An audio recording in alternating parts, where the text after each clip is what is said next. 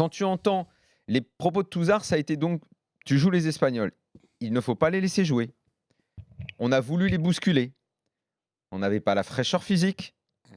Ce ne sont que des éléments qui ne parlent pas de football. En fait, tu joues l'Espagne alors que tu es jeune. Donc, quand tu es jeune, tu es formé.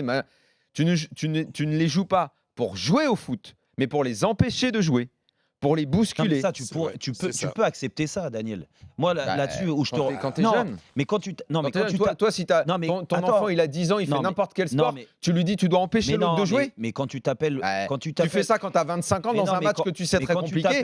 Tactiquement, tu essaies de faire autre chose.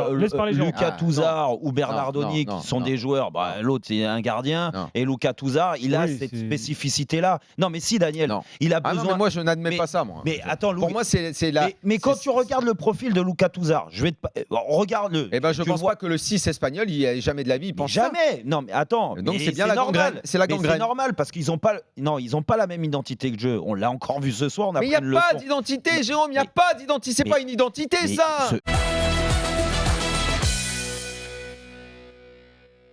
Nous, on n'a pas de style parce que tu peux défendre bas. Après, tu peux faire des attaques rapides. C'est ce que je te disais.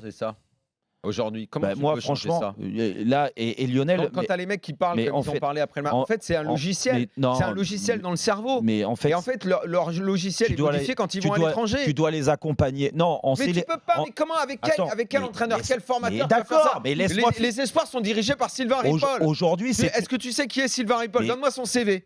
Sylvain Ripoll, il était entraîneur d'un club du Morbihan. Je peux pas dire le nom. La sous-préfecture du Morbihan. Qui joue en orange. C'est ça. Il joue en orange. L'interdiction de prononcer le nom. Ouais, donc ça, Daniel peut le dire à ma place. Je traduis, donc c'est Lorient en fait. Ouais, donc Sylvain Ripoll a des limites, ça c'est sûr.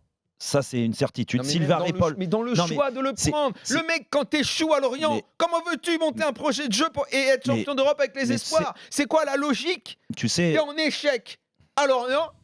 Tiens, promotion, on va te faire diriger les espoirs. Je vais te dire la base, et je parle même pas de l'équipe de France de football. La base, c'est déjà la préformation. La préformation en France, quand tu as un institut national du football, l'INF Clairefontaine, que j'ai faite, que d'autres ont fait avant moi. Est-ce que tu peux poser ton badge sur le bureau? Ça me dérange de ça m'énerve. Voilà. Mais parce que j'ai envie de te le jeter tellement tu m'énerves. Il est surexcité avec son badge. Déjà, rien quand tu as des préformateurs, des formateurs comme nous on avait à l'époque, et ce qui se passe aujourd'hui. Mais c'est vieux, tu vois, ça, Jérôme, non mais tu vois le reflet aujourd'hui. Non mais c'est ça. Tu vois le reflet déjà de l'INF Clairefontaine, tu vois le reflet des entraîneurs que tu as en équipe de France de jeunes.